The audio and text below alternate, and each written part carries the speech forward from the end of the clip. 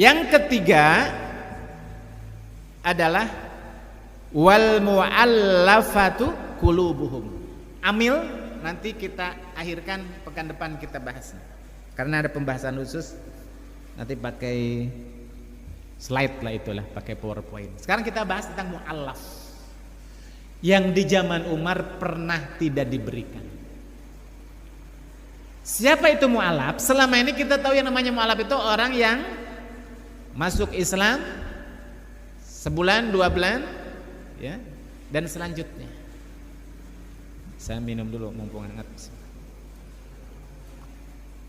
Mumpung masih hangat.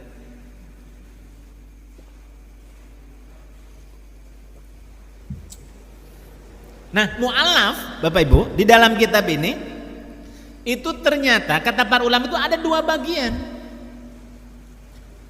Satu adalah apa? Kufar, mu'allaf dari kalangan orang kafir. Jadi orang kafir yang belum mengucapkan 2 kalimat syahadat itu termasuk bisa mu'allaf. Cirinya seperti apa? Nanti akan kita bahas. Yang kedua, mu'allaf dari kalangan muslim.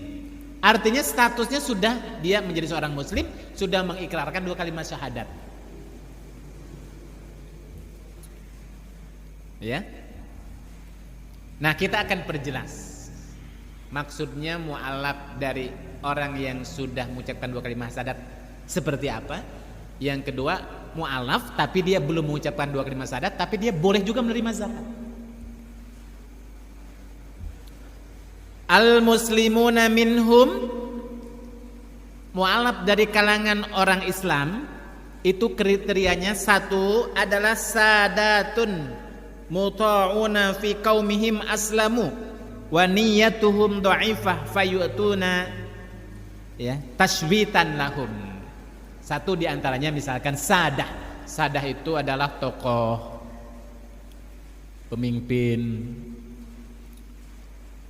di suatu kaum, suatu masyarakat. Dia sudah mengikrarkan 2 kalimat syahadat. Tetapi masuk Islamnya itu masih baru. Yang namanya orang baru kan butuh apa, Pak? Penguatan. Ya? Dari sisi apa? Ekonomi. Apalagi kalau seandainya dia itu latar belakang ekonominya apa, Pak? Lemah. Maka ini butuh dikuatkan. Dengan apa? Dengan zakat. Kenapa Bapak Ibu rahimahullah? Karena Nabi mengatakan dalam sebuah hadis, kadal fakru an yakuna kufron. Kefakiran itu bisa jadi menyeret seseorang kepada kekufuran, kefakiran ya.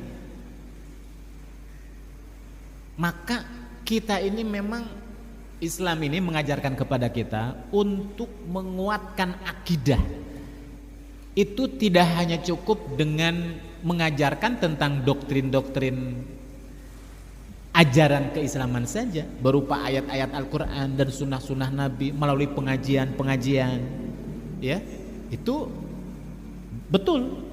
Tapi umat Islam juga harus memikirkan cara yang kedua, apa? Yaitu dakwah bilhal, dakwah yang langsung dampaknya itu bisa dirasakan langsung oleh masyarakat secara ekonomi. Langsung diisi perutnya, Pak. Ya. Kenapa? Karena kefakiran itu kalau imannya lemah itu bisa murtad.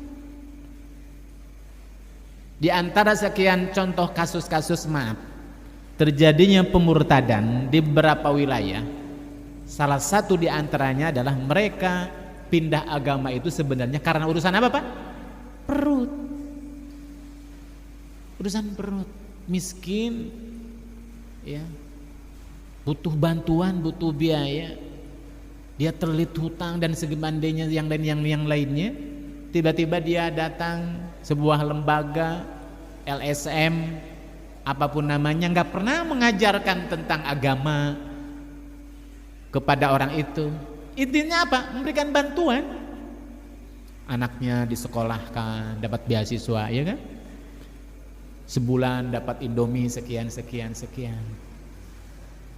Lama kelamaan kalau perut sudah terisi, dia merasa hutang budi, kan itu kan. Ketika kemudian meminta untuk hadir, meminta untuk pindah agama, gampang Bapak Ibu. Saya pernah dulu ketika zaman tsunami, tahun berapa Pak? 2011 ya? 2016? Ya 2016. 1 tahun setelah kejadian tsunami, saya berangkat ke Aceh sana, sekitar 100 orang pada waktu itu, dengan lembaga dakwah IKADI. Salah satu di antara misinya adalah dalam rangka merecovery, ya, ruhiyah, rohani atau secara psikologis masyarakat yang masih dalam pengungsian, yang sedang berada di barak-barak itu Bapak Ibu. Jadi saya ngalamin hidup bersama pengungsi 40 hari gitu kan. Makan di tenda, semuanya di tenda. Kenapa? Karena ternyata itu ada indikasi terjadi pemurtadan. Itu LSM ya, misionaris. Kalau di waktu sore biasa anak-anak itu belajar ngaji, ngajar Quran, tiba-tiba datang mobil, apa acara apa? Rihlah, liburan. Jadi anak yang biasanya kemudian dia belajar ngaji, tiba-tiba apa? Ada program liburan mereka, pergi sama mereka. Yang kedua apa? Bantuan sembako luar biasa. Bahkan mereka sudah menyiapkan pemukiman, rumah dibangunkan, luar biasa pada waktu itu. Tapi tidak terasa itu ditemukan di pengungsi itu ada Injil berbahasa Aceh. Injil berbahasa Aceh. Selimut-selimut ada simbol-simbol maaf salib, kan gitu. Wah, ini khawatir kan itu. Jadi mereka dengan begitu lembutnya. Kenapa? Karena tahu bahwa dia sedang mendapatkan musibah dan dia butuh bantuan. Nah sebenarnya itu kan yang harus dilakukan oleh siapa? Umat Israel. Mestinya dia orang yang terdepan menyelamatkan ekonomi mereka. Karena apa? Mereka sedang dalam keadaan kesusahan, yang kalau seandainya mereka itu tidak dikuatkan akidahnya, mereka akan pindah agama. Nah, zakat di antara hikmahnya itu adalah dalam rangka itu.